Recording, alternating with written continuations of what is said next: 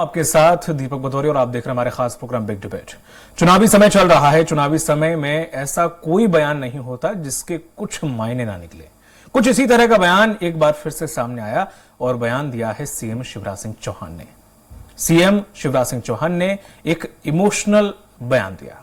मध्य प्रदेश से लेकर देश तक उस बयान को लेकर अब चर्चाओं का बाजार गर्म है। दरअसल मध्य प्रदेश में आगामी कुछ दिनों में विधानसभा चुनाव होने वाले हैं। सत्ताधारी दल हो या फिर विपक्ष, दोनों ही चुनाव में जीत दर्ज करने के लिए जी तोड़ प्रयास कर रहे हैं। इस दौरान उन्होंने अपने संबोधन में कहा कि ऐसा भैया मिलेगा नहीं, जब मैं चला जाऊंगा तब याद आऊंगा। सीएम के इस बयान के बाद राजनीतिक गलियारों में कई मायने निकाले जा रहे हैं। इसी पर चर्चा शुरू कर उससे पहले देख लीजिए हमारी खास रिपोर्ट। भैया मिलेगा नहीं, जब मैं चला जाऊंगा तब याद आऊंगा तुम्हें। मैंने मध्य प्रदेश में राजनीति की परिभाषा बदल। मुख्यमंत्री शिवराज सिंह चौहान के सीहोर जिले में दिए गए उस बयान से सियासी गलियारों में हलचल मचा दी है, जिसमें उन्होंने सभा में मौजूद महिलाओं से कहा था कि जब मैं चला जाऊंगा तब याद आऊंगा, तुम्हें ऐसा भैया नहीं मिलेगा। कांग्रेस उनके बयान पर भले ही सियासी तंज कस रही हो, लेकिन इस बात से इनकार नहीं किया जा सकता है कि सीएम ने ये बयान देकर बड़ा इमोशनल दाव खेला है। उनकी ये भावुकता आज कांग्रेस को हास्य का विषय जरूर लग रही होगी, लेकिन चुनाव में ये भावुकता बड़ा खेल कर सकती है। ऐसा भैया मिलेगा नहीं, जब मैं चला जाऊंगा तब याद आऊंगा तुम्हें। मैंने मध्य प्रदेश में राजनीति की परिभाषा बदल। मुख्यमंत्री शिवराज सिंह चौहान पिछले कुछ दिनों से सियासी कार्यक्रमों में भावुक बयानबाजी कर रही हैं। उन्होंने अपने गृह जिले सीहोर के लाड़कुई में आयोजित एक कार्यक्रम में बहनों से कहा कि मेरे लिए राजनीति का अर्थ है जनता की सेवा और जनता की सेवा ही मेरे लिए भगवान की पूजा है। मैंने मध्य प्रदेश की राजनीति की परिभाषा बदल दी। अरे मैं सरकार थोड़ी न चलाता हूँ, मैं परिवार चलाता हूँ। अब सब मेरे परिवार है। इसके आगे उन्होंने जोड़ा कि बहनों को ऐसा भैया नहीं मिलेगा, जब मैं चला जाऊंगा तब याद आऊंगा। उनके यह कहते ही सभा में मौजूद हजारों की भीड़ भावुक होते देखा गया। इसलिए सीएम का यह बयान सियासी गलियारों में चर्चा का विषय बना हुआ है। सीएम शिवराज के इस बयान पर कांग्रेस ने भी तंज कसा। वहीं प्रदेश कांग्रेस अध्यक्ष कमलनाथ ने मीडिया से कहा कि शिवराज सिंह यह कहकर अपनी विदाई की घोषणा कर दी है, उन्हें याद तो किया जाएगा, लेकिन उनके कार्यकाल में हुए भ्रष्टाचार को उन्हें याद तो किया जाएगा, उनकी सरकार में होने वाली कमीशन खोरी के लिए। कमलनाथ ने यह बयान देने से पहले उस सभा में मौजूद लोगों, विशेषकर महिलाओं के चेहरे के भाव नहीं पड़े जिस सभा में शिवराज सिंह ने यह बयान दिया था। शायद उसके बाद कमलनाथ ऐसा बयान नहीं देते। वे अपने सियासी अनुभव से इस भावुक बयान का तोड़ निकालने की कोशिश करते हैं, लेकिन उन्हें शिवराज सिंह को सियासी पिच पर शॉट्स लगाने देने का मौका दे दिया। बहुत याद आएंगे उनकी झूठ, उनकी घोषणाएं से लोग उन्हें बहुत याद करेंगे। शिवराज सिंह चौहान पिछले कुछ दिनों से बयानों को उनके देखा जाए तो वे इसी तरह की भाषा का इस्तेमाल कर रहे हैं। खरगोन में भी एक सभा में उन्होंने बयान दिया था। उन्होंने कहा था कि मुझे किसी भी पद की लालसा नहीं है, मैं इसलिए सरकार चलाता हूँ कि अगर यह हाड़ मास तुम्हारे काम आ जाए, बच्चों के काम आ जाए तो मेरी जिंदगी संवर जाए, और कोई लालच नहीं है। यहाँ कोई दुख ना हो, जो जरूरी चीजें हों उसके लिए मैं काम कर रहा हूँ, उसके लिए सबका साथ चाहिए। उन्होंने कहा है कि जो आपका भला करे आप उसको वोट दो। जब मैं जी जान से लगा हूँ, भाजपा की सरकार लगी है, पीएम साहब का भी आशीर्वाद है, तो फिर भाजपा की सरकार बननी चाहिए कि नहीं? जिसने काम किया हम उसके साथ ही रहेंगे। इस चुनाव को ऐसा बना दो कि जनता ही कहे कि हम लड़ेंगे और हमारी सरकार बने। मुख्यमंत्री भी अब लगातार बदले अंदाज में आम लोगों से इमोशनली कनेक्ट होते नजर आ रहे हैं। इससे पहले मुख्यमंत्री शिवराज सिंह चौहान महाराणा प्रताप लोक के कार्यक्रम में कहा था कि मेरा मुख्यमंत्री बनना सार्थक हो गया, मेरे जीवन सार्थक हो गया है। इसके 2 दिन पहले ही बोले थे कि मैं वजन बढ़ाने के लिए मुख्यमंत्री नहीं बना हूँ, जनता का जीवन बदलने के लिए बना हूँ। दरअसल चुनाव से पहले अटकलों का बाजार गर्म है। बीजेपी ने अपनी दूसरी सूची में कई सांसद और केंद्रीय मंत्रियों को चुनाव मैदान में उतार दिया है। यही वजह है कि उनके इस तरह के बयानों पर सवाल उठ रहे हैं। क्या उनकी विदाई तय हो गई है? क्या उन्हें ये बता दिया गया है? क्या उन्होंने भी जाने का मन बना लिया है? इन तमाम सवालों के बीच यह सवाल अहम है कि सीएम जब विदाई हो रही है तो सीएम इतना इमोशनली कनेक्ट क्यों हो रही है? वे जानते हैं कि आम आदमी उन्हें बहुत चाहता है और ऐसे में उनकी भावुकता उनकी और बीजेपी दोनों की ब्रांडिंग कर रही है। कांग्रेस भले ही सोचती रही कि सियासी विश्लेषक अनुमान लगाते रहे, लेकिन जो ये लोग जानते हैं कि शिवराज सिंह सहजता से हार मानने वाले योद्धा नहीं है, वे यह मानने को तैयार नहीं है कि शिवराज की विदाई भाषणों के अंश हैं। यह कांग्रेस को बरगलाने की रणनीति ज्यादा हो सकती है। कांग्रेस उनके इस जाल में फंसती भी दिखाई दे रही है। अजय त्रिपाठी, स्वराज एक्सप्रेस। और इसी मुद्दे पर चर्चा करने के लिए खास पैनल हमारे साथ जुड़ा हुआ है। शिवम शुक्ला हैं जो कि बीजेपी प्रवक्ता हैं। शिवम, आपको बहुत बहुत स्वागत है। वहीं नीलम शुक्ला भी जुड़े हुए हैं हमारे साथ, कांग्रेस प्रवक्ता। नीलम जी, आपका भी बहुत बहुत स्वागत है। भूपेंद्र सुलेरे वरिष्ठ पत्रकार हैं। सर, आपका भी बहुत बहुत स्वागत है। जिस तरह से नीलम जी, शिवराज सिंह चौहान ने ये बयान दिया, उनके ऐसे कौन से शब्द या कौन से भाव थे जिससे ये कांग्रेस ने एज्यूम कर लिया कि वो अपनी विदाई की घोषणा कर रहे हैं? क्या फेस रीडिंग करना जानते हैं कांग्रेस के लोग, या किस तरह से क्या भाव था कि आपने ये समझ लिया कि विदाई की घोषणा कर दी गई है? देखिए, इसकी जो कथा पहले ही लिखी जा चुकी थी, जब क्या उनकी विकास यात्रा फ्लॉप हो गई थी, आशीर्वाद यात्राओं की बुरी तरह फर्जियत हो गई थी, कोई आशीर्वाद देने नहीं आया, मोदी शाह जी के 8 दौरे मध्य प्रदेश में हो गए। उसके बाद ये नतीजा निकाला केंद्रीय नेतृत्व ने कि शिवराज जी के चेहरे पर भरोसा नहीं किया जा सकता, इनके चेहरे पर चुनाव नहीं लड़ाया जा सकता। ताबड़तोड़ आधा दर्जन सांसद, 3 केंद्रीय मंत्री और एक वरिष्ठ नेता को चुनाव में धकेल दिया गया। मेरी बात को शब्दों को गौर कीजिएगा, उनकी इच्छा नहीं थी लेकिन चुनाव उन्हें धकेल दिया गया अनजाने कि आप चुनाव लड़िए साहब। कुल मिला के उन्होंने शिवराज जी का चेहरा परिदृश्य से पूरी तरह से गायब कर दिया। अब शिवराज जी घड़ियाली आंसू रो रहे हैं, यह एक तरह का उनका आत्मसमर्पण है। उन्होंने हार स्वीकार कर लिए कि अब मेरी सरकार जा रही है, मुझ पर नेतृत्व, मेरी पार्टी को ही मुझ पर भरोसा नहीं रहा है। तो अब जब ये कह रहे कि मैं न रहूंगा तो याद आऊंगा, निश्चित रूप से याद आओगे साहब मामा जी, क्योंकि आपके 18 साल के कुशासन की फेहरिस्त बहुत लंबी है। इतने लंबे घोटाले हुए, आयुष भर्ती घोटाला, आजीविका मिशन घोटाला, व्यापक महा घोटाला, इसमें 40 मौतें हो चुकी। आज भी लोग न्याय की आस में दर भटक रहे हैं। नर्सिंग भर्ती घोटाला, आरक्षी भर्ती, पटवारी भर्ती, रक्षक भर्ती, लंबी चौड़ी फेरिस्त है मामा जी। महाकाल लोक स्तरीय घोटाला आपने किया, आप तो याद आओगे आपके कुशासन की वजह से। जिस तरह आप, और आपने ये भी कहा कि मैंने राजनीति की परिभाषा, उनके भाषणों में सुना आपने, उन्होंने कहा मैंने राजनीति की परिभाषा बदल दी। सही बात है मामा जी, आपने राजनीतिक परिभाषा बदल दी। लोकतंत्र की जिस तरह आपने हत्या की, मतदाता के मत का अपमान किया, माफियाओं के साथ मिले खरीद फरोख्त में जो सरकार गिराई, ऐसा इतिहास में देश से कभी नहीं हुआ। आपने वाकई में राजनीति की परिभाषा ही बदल दी मामा जी। आपके लोग को याद किया, आपके काल को याद किया जाएगा, आपके कुशासन को याद किया जाएगा। आप कितने घड़ियाली आंसू रो दे, लेकिन प्रदेश की बच्चियां जो 3-5 बच्चों के साथ बलात्कार होता है वो आपको माफ नहीं करेगी। एनसीआरबी की रिपोर्ट है, सर्वाधिक मध्य प्रदेश से महिलाएं गायब हुई है, 13 लाख महिलाएं गायब हुई है देश में से, सर्वाधिक मध्य प्रदेश में से। मध्य प्रदेश बलात्कार में सबसे अव्वल है, एनसीआरबी की रिपोर्ट है। आदिवासी पर जो मूत्र विसर्जन आपके शासन काल में हुआ है, उन पर जो अत्याचार हुए, मामा जी याद तो बहुत आओगे आप, आपके कुशासन बहुत याद आएगा। ठीक है, हालांकि जो आपने रिपोर्ट का हवाला दिया उससे थोड़ा सा करेक्शन की जरूरत, थोड़ा सा और चेक करिएगा मध्य प्रदेश नंबर 1 पर है कि नहीं है। खैर, शिवम जी, जो भी आप रणनीति बनाते हैं, आपने सीएम शिवराज सिंह चौहान को सीएम फेस नहीं बनाया, हटा दिया है, ये सब कांग्रेस के लोग वहां मौजूद थे या आप लोग बताने गए थे? क्योंकि इतने कॉन्फिडेंस से वो कह रहे हैं, शायद आप लोगों को भी नहीं पता हुआ कि सीएम शिवराज सिंह चौहान अब सीएम फेस भी नहीं है और शायद पार्टी में भी नहीं है, ऐसा कुछ। देखिए, कांग्रेस पार्टी के नेता किस प्रकार से अपने एसी कमरों में बैठ करके चुनाव जीतने का कभी इस प्रकार से स्वप्न देख लेते हैं, कभी इनको सपना आ जाता है कि मुख्यमंत्री जी की विदाई है।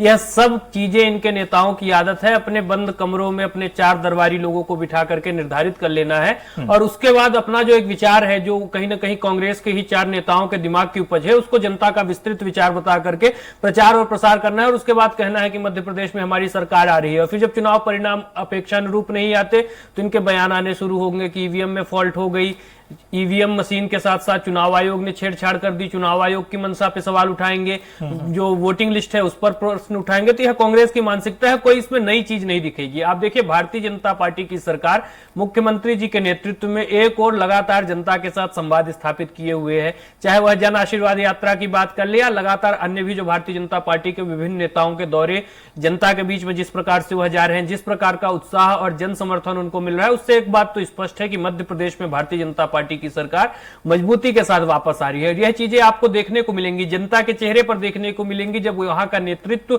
उस क्षेत्र का भारतीय जनता पार्टी का नेता जनता के साथ संवाद स्थापित करता है, तो यह चीज स्पष्ट रूप से देखी जाती है। भारतीय जनता पार्टी की सरकार ने अपने शासन काल में प्रत्येक वर्ग को साधने के लिए, उनके हित के लिए, उनको आगे लाने के लिए विकास के कार्य किए हैं, जिसके कारण स्वाभाविक तौर पर एक बड़े वर्ग का विश्वास भारतीय जनता पार्टी के साथ अटूट है। और उसमें जो सबसे बड़ा वर्ग है महिलाओं का, और वह उन बहनों का जिनको जिनको आज लाडली बहना योजना के माध्यम से माननीय मुख्यमंत्री शिवराज सिंह चौहान जी आर्थिक सुदृढ़ीकरण के एक नए प्रारूप के माध्यम से लाभान्वित कर रहे हैं। तो स्वाभाविक तौर पर जब उनके बीच जाते हैं तो मुख्यमंत्री जी की भी यह एक अति महत्वाकांक्षी योजना है, और उनके बीच जब वह बातचीत करते हैं तो भाव विभोर होकर के विभिन्न तरीके की बातें सामने आती हैं। जैसा एक परिवार में बैठ करके इंसान खुल करके बातें करता है, उस प्रकार से मुख्यमंत्री जी ने कहा कि जब भी मैं इस चीज को छोड़ करके जाऊंगा, उन्होंने इस बात को रेखांकित किया है कि मैंने आपके जीवन को बदलने के लिए जिस प्रकार के कदम लिए हैं, मोदी और शिवराज सिंह चौहान की सरकार ने जिस प्रकार के निर्णय लिए हैं, वह तमाम चीजें बहनों को याद आएंगी। चाहे वह 33% आरक्षण देकर के महिलाओं की राजनीतिक भागीदारी को सुनिश्चित करना हो, या फिर जो 1250 रुपए प्रतिमाह की राशि हमारी सरकार डीबीटी के माध्यम से डाल रही है, उसके माध्यम से आर्थिक सुदृढ़ीकरण की बात हो। देखिए, भारतीय जनता पार्टी की सरकार ने विकास को आधारभूत रूप से जमीन पर उतारने का काम किया है। हर वह योजना सीधे तौर पर गरीब वर्ग को प्रभावित करती है जिसके बारे में हमारी सरकार ने सोचा है। चाहे वह शौचालय जैसी प्राथमिक योजनाओं की बात हो, उज्ज्वला योजना की बात कर ले, चाहे हम प्रधानमंत्री आवास की बात कर ले, आयुष्मान भारत योजना की बात कर ले। कांग्रेस के पास आज मजाक उड़ाने के लिए कई सारी चीजें हो सकती हैं, देश में बांटने के लिए कई सारे विषय हो सकते हैं, लेकिन गरीब को सीधे तौर पर जो विषय प्रभावित करते हैं, उन विषयों को भारतीय जनता पार्टी की सरकार ने छुआ है। और स्वाभाविक तौर पर भारतीय जनता पार्टी के जितने भी नेता हैं, मुख्यमंत्री समेत, सब उस गरीबी के दंश को झेल करके आए हैं। तो जब वह उन पदों तक पहुंच जाते हैं तो उनकी पीड़ा इस प्रकार से शब्दों के माध्यम से व्यक्त की जाती है, और कांग्रेस के लोग इसका लगातार मजाक उड़ाते हैं, और यही कारण है कि जनता चुनाव में उनका मजाक उड़ाने का काम करती है। ठीक शुभ जी। अब भूपेंद्र जी, जिस तरह से देखें, हालांकि शिवराज सिंह चौहान की अगर भाषा शैली देखें तो वो इस प्रकार के शब्दों का उपयोग करते हैं, कोई भी भाषण हो, पारिवारिक शब्द, मामा, भांजी, इस तमाम तरह के उनकी शैली में है ये। और अगर वो सहमति के लिए अगर कोई लाइन बोलते हैं, क्योंकि चुनाव के समय पीआर एजेंसी एक एक शब्द लिख कर देती है, तो ऐसे में अगर वो कोई चीज बोलते भी हैं तो उसके भी कहीं ना कहीं मायने होंगे, कहीं ना कहीं एक टारगेट फिक्स करना होगा। तो ये कांग्रेस इतने मुगालते में क्यों है कि उन्होंने ऐसा कुछ दिया है कि इस वजह से वो अपनी विदाई की बात कह चुके हैं? देखिए, शिवराज जी की जो राजनीति पृष्ठभूमि है वो युवा अवस्था से है। इमरजेंसी के टाइम पे वो जेल भी में रहे, और फिर उसके बाद उन्होंने वो समय देखा और संघर्ष किया है। राजनीति का और जनता का वो मर्म और धर्म दोनों जानते हैं। देखिए, वो 20 साल से यहाँ पे सत्ता में काबिज हैं, 18 साल तो हो ही गए, और उस दौरान उनको ये पता है, उन्होंने अपने प्रतिद्वंदी में कोई भी लाइन पार्टी की नेता को खड़ा होने नहीं दिया। जो भी नेता थे वो पलायन हो गए, चाहे कैलाश जी हों, चाहे प्रहलाद जी हों, वो केंद्र में चले गए, संगठन में चले गए। उनका एक निदान तो उन्होंने एक रिक्तता छोड़ी है, और उनकी सबसे बड़ी शैली ये है, चाहे वो किसी में हो, जब बोलते हैं तो जो उनका संचार है, जो पब्लिक की कनेक्टिविटी है, वो रिश्ते बनाते हैं। और वो रिश्तों को उन्होंने, ऐसा नहीं है कि वो उन्होंने राष्ट्रीय स्तर पर उसको प्रमाणित किया है। वो अपने आप को मामा कहते हैं। दूसरी बात, उनको एक संदेश मिल गया है कि अब संगठन से कि बड़े बड़े लोग खड़े हो गए हैं पार्टी में, क्योंकि अब सत्ता है, तो हमको सिर्फ कैंपेन करना है, और कैंपेन करने के बाद पार्टी देखेगी कि हमको जाना कहाँ है। तो वो उनके अंदर की वो मर्म और दर्द भी है, और जो इसके साथ में भावनात्मक पहलू भी है, जो जनता के बीच में उनकी कनेक्टिविटी है। क्योंकि जो सीहोर में उन्होंने दिया, तो सीहोर के बगल में विदिशा जिला है, वो पास जिले हैं वो सब, तो उनका कर्मी क्षेत्र भी है। तो स्वाभाविक है कि वो जानते हैं कि किस पॉइंट को कहने से क्या प्रभाव मिलता है, और किस जनता को, क्योंकि सब महिलाएं थी लाडली लक्ष्मी योजना के तहत, और महिलाओं का पक्ष भावनात्मक होता ही है, और निश्चित रूप से 50% भागीदारी है। तो ये कहने से उन्होंने अपने दर्द को भी बताया है, और पॉलिटिकल इमेज को भी उन्होंने कैश करने की कोशिश की, क्योंकि पार्टी ने उनको एक बड़ी जिम्मेदारी दे रखी है कि आपको कैंपेन करना है। मैं जहां तक समझता हूं कि कैंपेन आप करिए, और ऐसे बड़े बड़े नेता जो उतार दिए हैं, जिसके कारण सत्ता में वापसी लाना है हमको, संगठन ने कहता है रखा है, और आपको सिर्फ कैंपेनिंग करना है। तो उसके साथ उनको ये भी लग रहा है कि हम इसको कैश भी करें, और साथ में जब सरकार आएगी और नहीं आए, ये तो भविष्य की बात है, लेकिन उसका से एक शिवराज जी को मिलेगा, और निश्चित रूप से। ठीक है नीलम जी, जिस तरह से ऐसा कोई वक्ता आपके यहाँ देता नहीं है, जरूरत आप नहीं समझते कि इस तरह से कनेक्ट होकर या इस तरह की भाषा शैली का कोई इस्तेमाल करे, अगर उन्होंने किया है, मान लीजिए अगर वो चले भी जाते हैं, तो इससे कांग्रेस को क्या लाभ मिलने वाला है? कोई जिस तरीके उनके बयान को लेकर अगर आप ये बोल रहे हैं कि उनकी विदा होने वाली है, तो ये तो उल्टा आप ये बोल के जनता में उनके प्रति सहमति और पैदा कर रहे हैं। सहमति से अच्छी सीटें निकली है सर। जी नहीं, ये घड़ियाली राशि जनता बहुत अच्छे से जानती। मेरी बात सुनो, उनके चेहरे में अगर कुछ ऐसा आकर्षण होता, या उनके शासनकाल में ऐसी उपलब्धियां होती, तो क्यों उन्हें केंद्रीय नेतृत्व नकारता कि इन्होंने उनकी विकास अभी यात्रा नकार कहाँ आशीर्वाद दिया यात्रा सर? नीलम जी कहाँ नकार दिया अभी?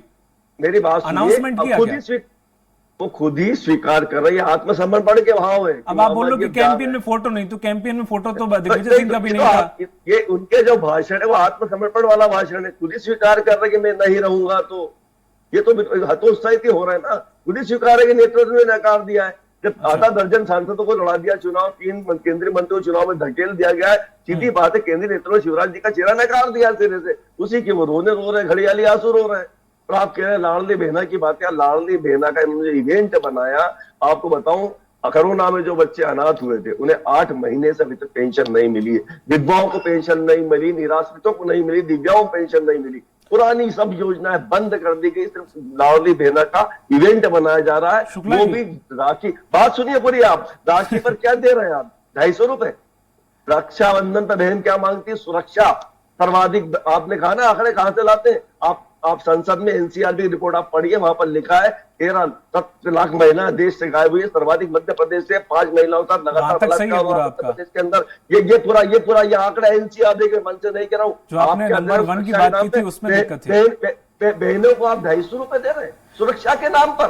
बहनें चाहती सुरक्षा, राखी बहन बांधती है, क्या चाहती है? नीलम जी करेगा, नीलम जी रुपए दे रहा है, 450 सिलेंडर की बातें कर। नीलम जी सुन तो लीजिए, जी इतनी आपने योजनाएं बोला बंद कर दी, इतने में दिक्कत हो रही, इतना जनता को ठगा जा रहा है, इतना परेशान किया जा रहा है। मुझे ये बताओ, आप लोग कोई प्रदर्शन करते हो जनता के लिए? कोई रैली निकालते हो? कोई बड़ा अभी आयोजन हुआ है, कोई बड़ी रैली निकाली है आपने इस चीज को लिए कि जनता को परेशान किया जा रहा है, ये योजना बंद कर दी, इसे चालू करो, चालू करना पड़ेगा? कहीं किया है ऐसा कुछ?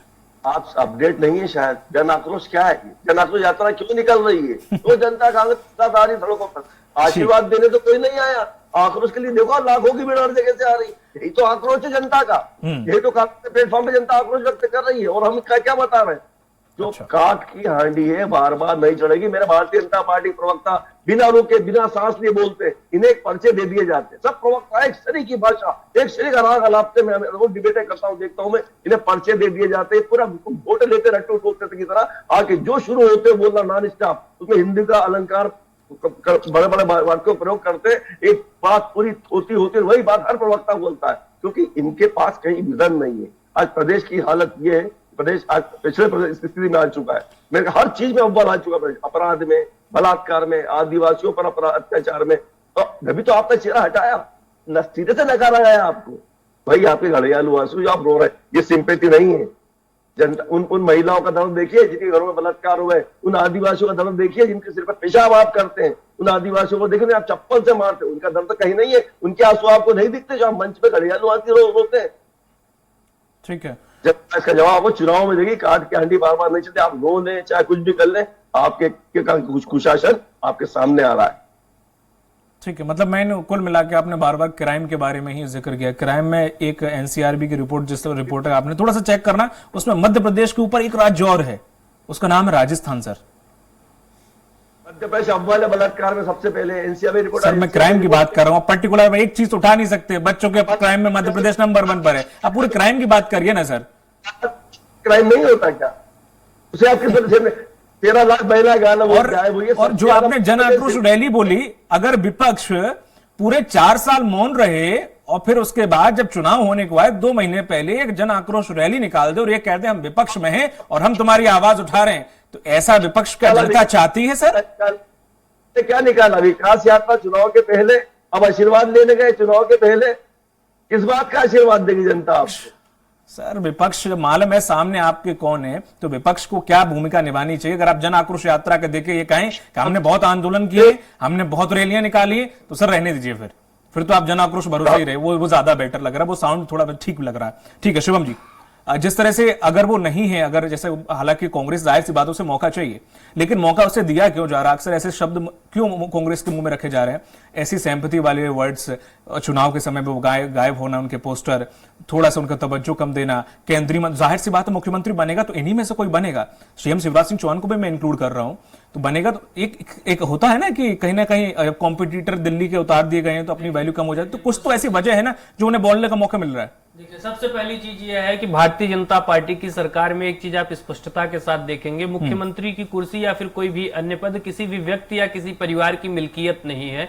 उसके लिए न तो कोई संसाधनों के बल पर कोई स्वयं को नेता स्थापित कर सकता है, न तो कोई अपना दिल्ली दरबार में उसकी कितनी हाजिरी है उसके बिना पर यहाँ पर मुख्यमंत्री बन सकता है। मध्य प्रदेश का मुख्यमंत्री बनने के लिए एक ही चीज की आवश्यकता है, जनता के बीच लोकप्रियता, नेतृत्व का विश्वास और जनता के बीच कार्य करने की भूख।